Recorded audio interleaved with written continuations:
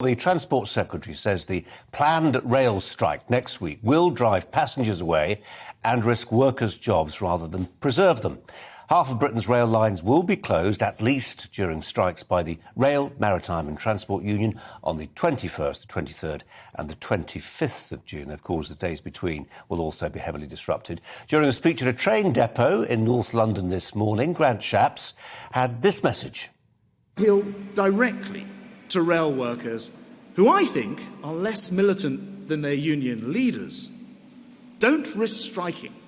Don't risk the industry and your future. Don't risk striking yourself out of a job. Don't pitch yourself against the public. Let's fix this station and get back to building a better railway. Well, Grant Shapps, they're trying to go over the heads of the unions and talk directly to the workers. And the Transport Secretary also said the government's planning to introduce a range of options to respond to future industrial action, including the use of agency workers through legislation on transferable skills. Let's speak to travel commentator and the CEO of the PC agency, Paul Charles, regular contributor here. Hi to you, Paul. Good afternoon. How bad will it be next week? I think it's going to be pretty bad. And in fact, the effects of it are already taking place because people are deciding to work from home instead of travelling and risk travelling into work and not getting there. You're seeing events cancelled. You're seeing people panicking about events that are planned and how they're going to get to them. So the damage is already being done. And I hate to say it, but I think it's very unlikely the plans will change next week. This action will be going ahead. Grant Shapps made a point. I mean, it's not an original point, but it struck me that it's not just the case that the rail industry is in competition with the car. That was always the trade-off. It's a train or the car. He says now the railways are in competition with Teams and Zoom and Skype.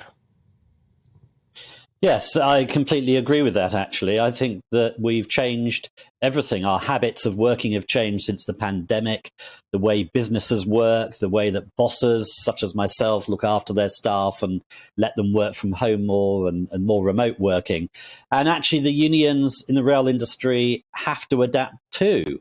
And there's no sense in this dispute that the unions, the RMT in particular, are looking to change their methods and their ways. So on the one hand, I think the Transport Secretary is right to be saying, look here, workers, look here, members of the union, I'm appealing to you because I think you can change yourselves.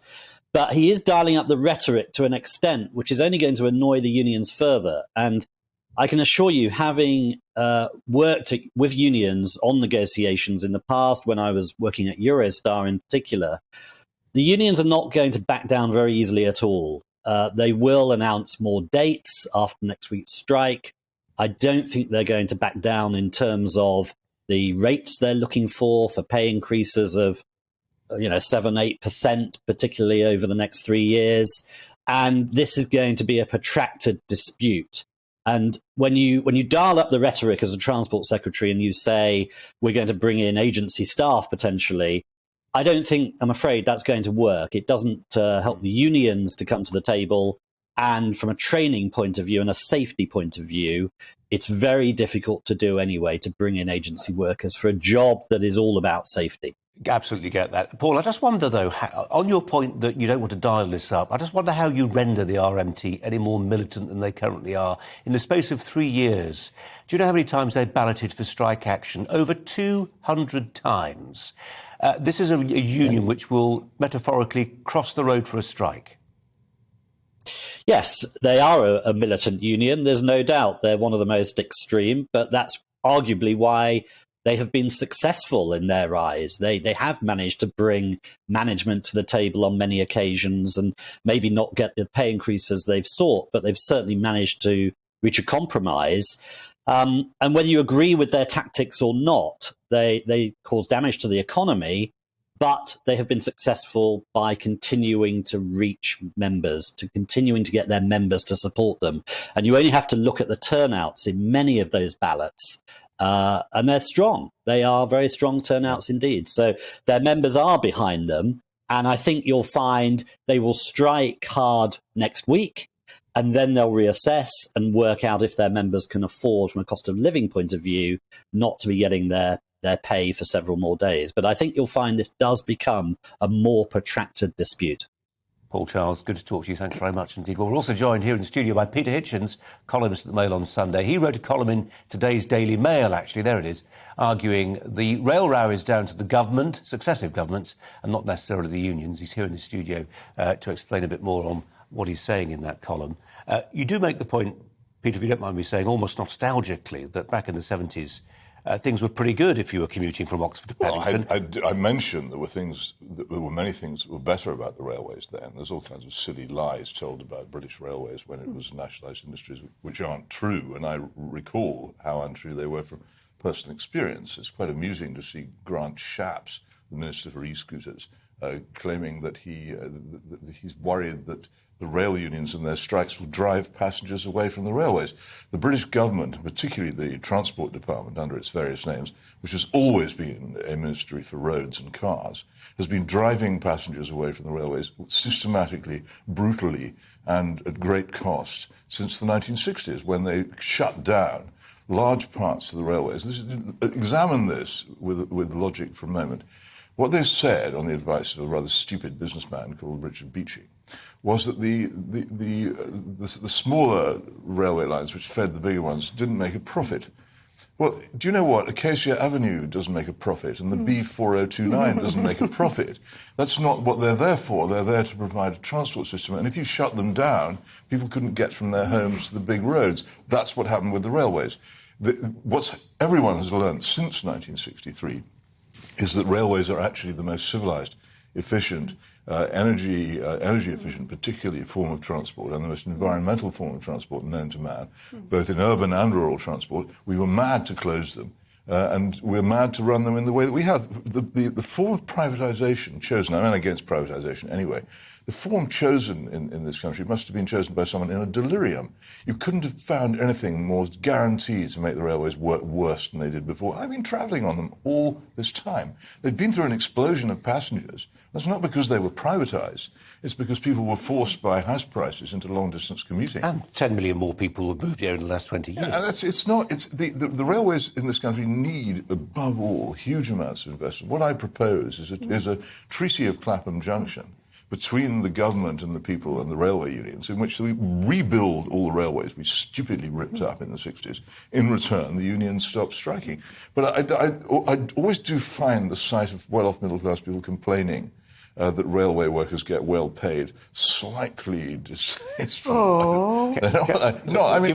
You've made Cathy come in. Peter, you know, their average wage is about 44,000. That's well above if you look at the private sector that's shrivelling now. I agree with you on the management of the railways has been appalling, but I think a union's holding the country hostage now, and silly ministers ratcheting up the dialogue without doing anything. But these people have pensions. If you look at the vast size of the public sector and the control of the unions pushed us into lockdown. They took the most pro-lockdown position of all. Now they actually did get a small pay rise during that period, despite the fact loads of them weren't working and at home. So this is suicidal. I'm not saying the way Network Rail have run it is good, but this is still wrong to be held hostage like this. I don't know about being held hostage. Look, this is the sort of language. I was an industrial correspondent in the great Thatcher years of constant conflict between unions, government and employers. And I learned from that there are indeed stupid, greedy trade union leaders, and also that there are responsible, intelligent ones. I also learned that there are incompetent managements who get themselves into wholly unnecessary confrontations by not negotiating. The other thing I learned, and you can see this now, people write about working in the warehouses of the great internet companies and the misery of it, not even being allowed to go to the lavatory, at incredibly long hours, treated like a serf. This is what happens when you don't have trade unions.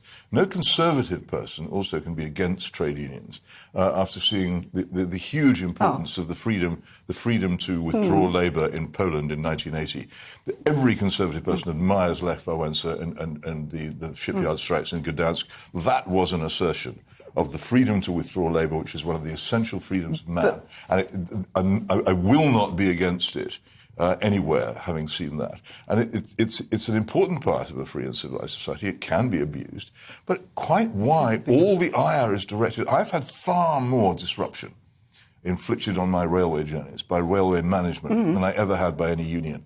Over many, many years, almost every day there's something.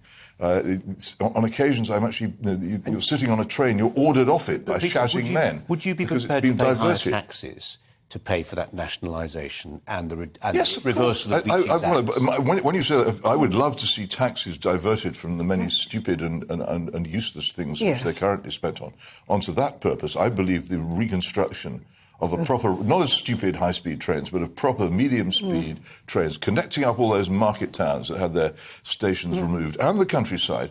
That would be a national resource worth spending tax on. I'd rejoice at seeing the money I hand over to the Treasury spent on that. We're in a recession, and you can't just talk about middle-class people. Everybody uses the trains, not just middle-class people. And at this point of time, where we're heading for this huge economic crisis, actually, whatever government you had in power, however bad or good management is of Network Rail, or this is sort of like so wrong, really, to take this country down into an even worse mess than it's in. I mean, of course, created by government, but very much helped by public sector. And very quickly, yes, unions do abuse it. I was part of a very successful lockout of the unions at TVAM many moons ago when the greed was phenomenal, where we were being held to ransom on every bit of news footage we put out. We've got other stories which we've got to get away, but if people want to read, Peter, your column... I recommend reading it. I really do. It's not. We need railways in this country, and I think that if people are really going to be upset about their trains being disrupted, sure, be upset, but be upset at everybody who disrupts your trains, and that includes Grant Shapps, in my view, and many Conservative and Labour governments over the past 60 years. Peter Hitchens, thanks very much indeed. Pleasure.